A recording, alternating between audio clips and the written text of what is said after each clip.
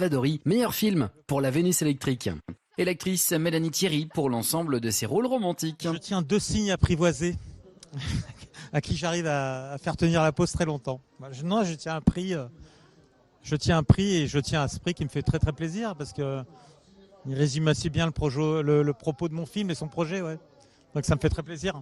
Comment va la Vénus, ça va? Comment? Comment va la Vénus, elle va bien? La Vénus, elle va très bien, merci, ouais. Elle a un beau parcours, ça me fait très plaisir. Un beau parcours, hein, mine de rien. Ouais. Je suis Qu'est-ce que très ça heureux. représente pour vous, Cabourg, justement, ce romantisme? Le romantisme, tiens, ça vous parle évidemment, mais qu'est-ce que ça représente? Non, mais j'avais déjà eu un prix pour en liberté merci. Et donc j'aime bien cette idée qu'au fond on célèbre l'amour et que a priori l'amour c'est la vérité et que j'ai souvent des personnages dans mes films qui sont en quête de vérité.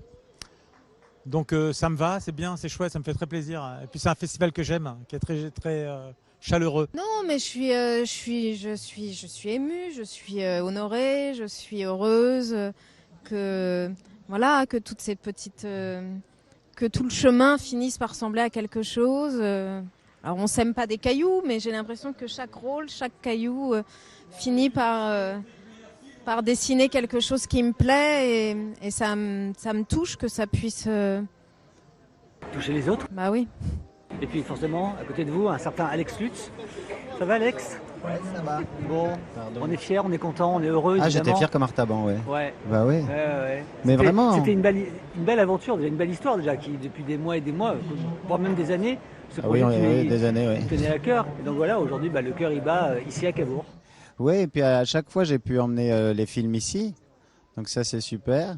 Et puis notre rencontre sur ce film Connemara, qui était une vraie rencontre magique, quoi.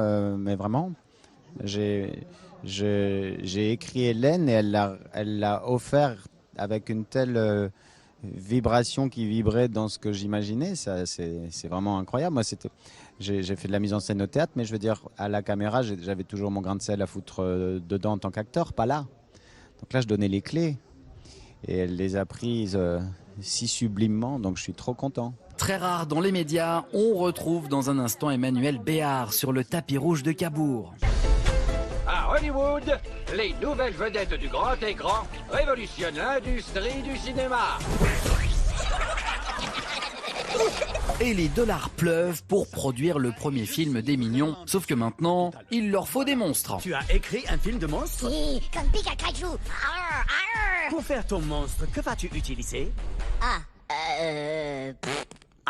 Nous voici plongés dans l'époque du Nouvel Hollywood, dans la quête de monstres de ces Mignons. Pierre Coffin, l'auteur et réalisateur de la saga, est de retour aux commandes de cet opus. C'était pas une obligation en fait, mais c'était la chose, en fait, l'idée, le concept même qui m'a donné envie de me replonger en fait dans l'univers des Mignons en fait. Les Mignons sont de retour avec une pointe de mystère. Prêts à reprendre le doublage des Mignons, Alexandre et David? Absolument pas, moi je laisse ça à Pierre Coffin. Alors là, déjà on se ferait engueuler. ouais, et puis On serait coupé au montage. on aurait un procès. On aurait un procès. Et puis les Américains, quand on les a sur le dos, c'est pas bon. Donc non, je ne veux absolument pas faire une voix de Mignon. Non, vraiment pas. Il y a un copyright dessus, j'y touche pas. Finalement, c'est très bien comme ça. Ces Mignons et ces monstres, c'est la nouvelle histoire palpitante, pleine de carbonara, lasagna, Mbappé et Platini que l'on savoure sur grand écran.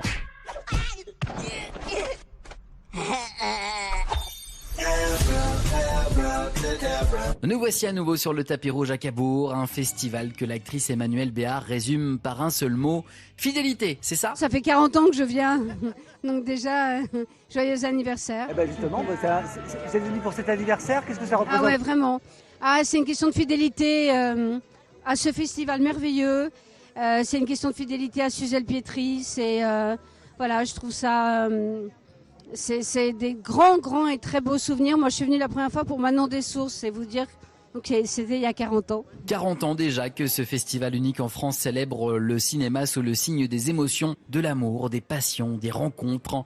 Bref, tout ce qui fait battre le cœur du 7e art. Madame la Présidente, on vous laisse le dernier mot. Dans une époque où la haine fait plus de clics que le reste, que l'amour, célébrer l'amour, en fait, c'est pas anodin. D'Artagnan, Louis doit quitter secrètement le palais cette nuit même et se cacher hors de Paris. Ne vous inquiétez pas, Votre Altesse, sur tout prévu. Louis va quitter le palais secrètement cette nuit même et se cacher hors de Paris. Oui, c'est ce que je viens de dire. C'est la période de la Fronde. Il faut cacher le jeune Louis XIV. Cyrano de Bergerac, j'ai besoin de toi pour une mission secrète de la plus haute importance. Tu es le seul à qui je peux demander ça. Tu peux tout me demander, sauf de m'occuper d'un enfant. Ça commence bien. Les caprices de l'enfant roi, c'est le nouveau film du réalisateur du Nom des gens ou de la lutte des classes, Michel Leclerc. J'avais envie d'un ballon d'oxygène. En fait, moi, j'ai toujours beaucoup rêvé à ces films des années 60, 70, les films de Rapneau, Les Mariés de l'an 2, ou alors La Folie des grandeurs de Gérard Rouy, ou les films de Broca, tout ça, et qui allient à la fois la comédie, la fantaisie, l'aventure et l'histoire. On s'amuse et on revisite l'histoire avec ces caprices de l'enfant roi. J'avais demandé de la discrétion, bravo. Maman, faut que je te laisse, je vais au ciné voir le dernier film avec Michel Larocque là. Ah, c'est super ma chérie, je l'ai vu. Alors je te dis pas, à la fin, quand elle s'apprête à... Allez, dans tous les cinémas de France, c'est dès ce dimanche jusqu'à mercredi prochain, la fête du cinéma.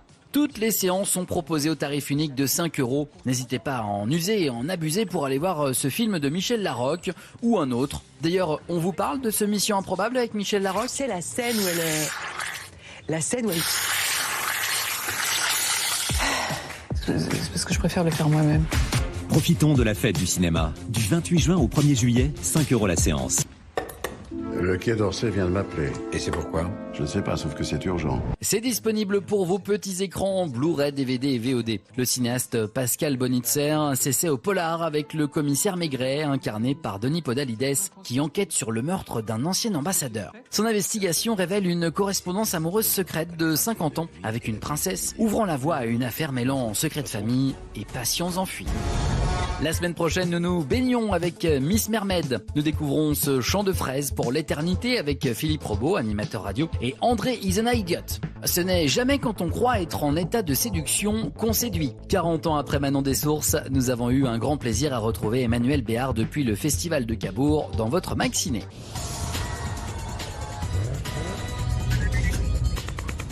H2O en FM et DAB+, en Savoie et Haute-Savoie vous a présenté votre magazine cinéma.